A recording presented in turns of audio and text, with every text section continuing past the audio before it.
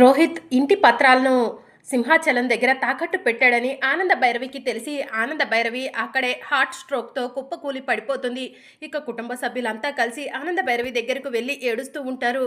ఇక అలా ఆనంద భైరవికి హార్ట్ స్ట్రోక్ వచ్చి చనిపోతుంది.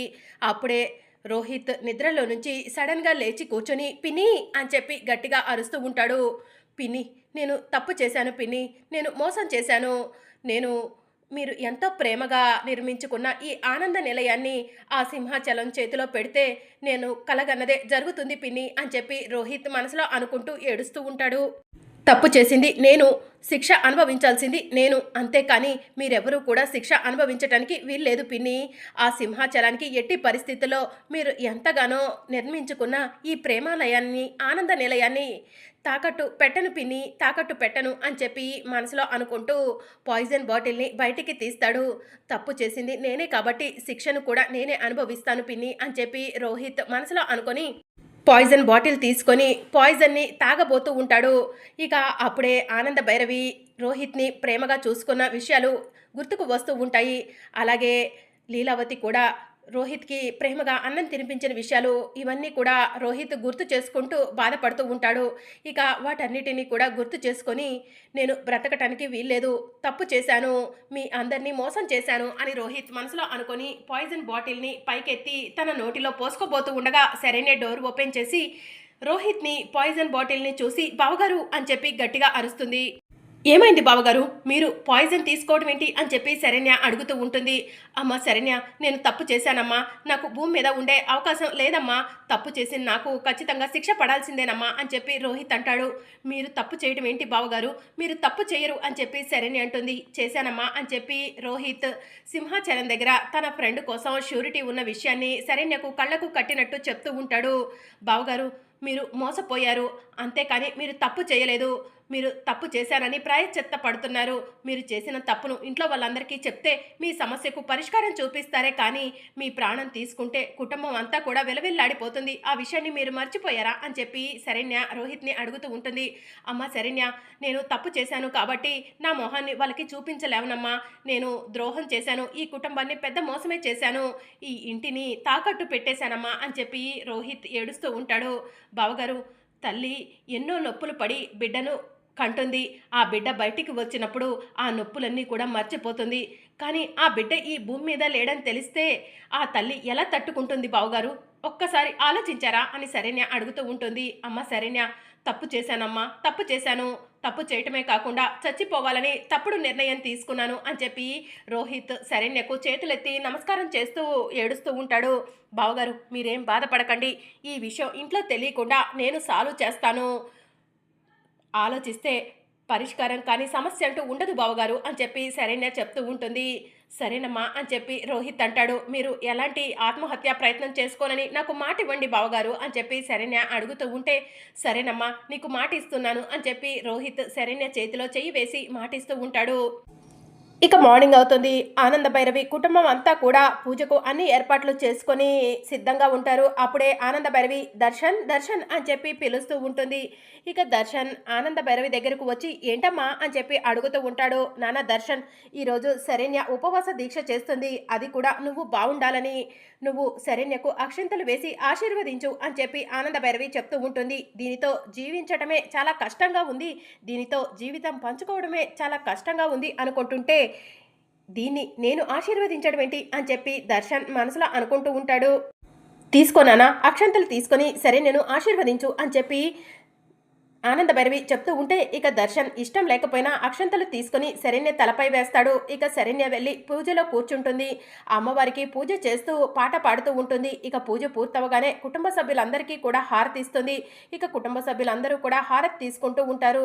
ఇక అప్పుడే రోహిత్ ఫోన్ రింగ్ అవుతూ ఉంటుంది. రోహిత్ కంగారు పడుతూ ఫోన్ తీసుకొని పక్కకు వెళ్తాడు. ఫోన్ లిఫ్ట్ చేసి అన్నా అని చెప్పి అంటూ ఉంటే, నేను నీకోసమే ఎదురు చూస్తున్నాను, బయలుదేరావా నువ్వు అని సింహాచలం రోహిత్ని అడుగుతూ ఉంటాడు. అన్నా బయలుదేరాను అని చెప్పి రోహిత్ చెప్తూ ఉంటాడు. ఎంతసేపట్లో వస్తావు అని చెప్పి సింహాచలం అడుగుతూ ఉంటాడు. ఇక అప్పుడే శరణ్య రోహిత్ దగ్గరకు వచ్చి ఏంటి బావగారు కంగారు పడుతున్నారు అని చెప్పి అడుగుతూ ఉంటుంది. ఆ సింహాచలం ఫోన్ చేశాడమ్మా అని చెప్పి రోహిత్ చెప్తూ ఉంటాడు. బావగారు అరగంటలో అతని దగ్గరికి వస్తామని చెప్పండి అని చెప్పి శరణ్య చెప్తుంది. అరగంటలో నీ దగ్గరే ఉంటాం అని చెప్పి రోహిత్ సింహాచలానికి చెప్తూ ఉంటాడు. అమ్మ శరణ్య అరగంటలో ఎలా మా అని చెప్పి రోహిత్ అడుగుతూ ఉంటే, మీరు కంగారు పడకండి బావగారు, నేను చూసుకుంటాను అని చెప్పి శరణ్య రోహిత్కి ధైర్యం చెప్తూ ఉంటుంది. ఇక అప్పుడే ఆనంద భైరవి శరణ్య దగ్గరకు వచ్చి, అమ్మ శరణ్య ఈరోజు నువ్వు పూర్తిగా ఉపవాసం ఉండాలి గుర్తుంది కదా అని చెప్పి అడుగుతూ ఉంటే, గుర్తుంది అత్తయ్య గారు అని చెప్పి శరణ్య చెప్తూ ఉంటుంది.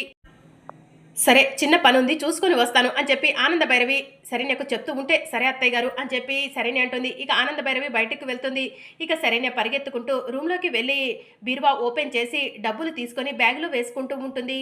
ఇక బ్యాగ్ తీసుకొని కిందికి వచ్చి, బావగారు పదండి అని చెప్పి శరణ్య అంటూ ఉంటుంది. ఇక రోహిత్ శరణ్య ఇద్దరు కలిసి వెళ్తూ ఉండగా అప్పుడే ప్రీతి వచ్చి, ఆగండి అని చెప్పి గట్టిగా అరుస్తుంది. ఇక రోహిత్ శరణ్య కంగారు పడుతూ ప్రీతి వైపు చూస్తూ ఉంటారు. శరణ్య ఎక్కడికి వెళ్తున్నారు మీరిద్దరూ, అసలు నువ్వు బీరువా ఓపెన్ చేసి ఏం చేస్తున్నావు అని చెప్పి అడుగుతూ ఉంటుంది. ఏం లేదక్క అని చెప్పి శరణ్య చెప్తూ ఉంటుంది. ఏం లేదంటున్నావేంటమ్మా, ఏం లేనప్పుడు ఆ బ్యాగ్లో ఏముందో చూపించమ్మా అని చెప్పి లీలావతి అడుగుతూ ఉంటుంది. అప్పుడే ఆనంద భైరవి వచ్చి అలానే చూస్తూ ఉంటుంది. చూపించు శరణ్య, ఆ బ్యాగ్లో ఏముందో చూపించు, మీరిద్దరూ సీక్రెట్గా ఎక్కడికి వెళ్తున్నారో చెప్పు అని చెప్పి ప్రీతి శరణ్యను అడుగుతూ ఉంటుంది. ప్రీతి పిచ్చి పిచ్చిగా మాట్లాడుకో, పర్సనల్ ఏంటి పర్సనల్ అంటున్నావు అని చెప్పి రోహిత్ అంటాడు. మరి నేను అడిగిన వెంటనే సమాధానం చెప్పకుండా మీరు బ్యాగుతో వెళ్తుంటే మిమ్మల్ని ఏమనుకోవాలండి అని చెప్పి ప్రీతి అంటుంది. అమ్మ శరణ్య, బ్యాగులో ఏం లేదు అంటున్నావు, గుడికి వెళ్తున్నా అంటున్నావు, అయితే ఆ బ్యాగులో ఏమున్నాయో చూపించమ్మా, ప్రీతి అనుమానం కూడా తీరిపోతుంది కదా అని చెప్పి లీలావతి అంటుంది. ప్లీజ్ కాస్త అర్థం చేసుకోండి, పర్సనల్ అని చెప్పి శరణ్య అంటుంది. ఇక శరణ్య కంగారు పడుతూ ఉంటే రోహిత్ శరణ్యను చూసి, ఇప్పుడు శరణ్య ఏం చెప్పి కవర్ చేస్తుందో ఏంటో, ఈ విషయం ఇంట్లో తెలియకుండా మేనేజ్ చేస్తా అంది. ఇప్పుడు ఈ డబ్బుని చూస్తే సరే నేను అందరూ తప్పుగా అర్థం చేసుకుంటారేమో అని చెప్పి రోహిత్ మనసులో అనుకుంటూ ఉంటాడు. ప్రీతి పిచ్చి పట్టిందా ఏంటి, తను పర్సనల్ అంటుంది కదా, తన్ని వదిలేయచ్చు కదా అని చెప్పి రోహిత్ అంటాడు. ఏంటండి పర్సనల్, చెప్పమని అడుగుతున్నాను కదా, అంత పర్సనల్ ఏముంటుంది, అసలు మీరిద్దరూ కలిసి వెళ్లాల్సిన అవసరం ఏంటి అని చెప్పి ప్రీతి అడుగుతూ ఉంటుంది.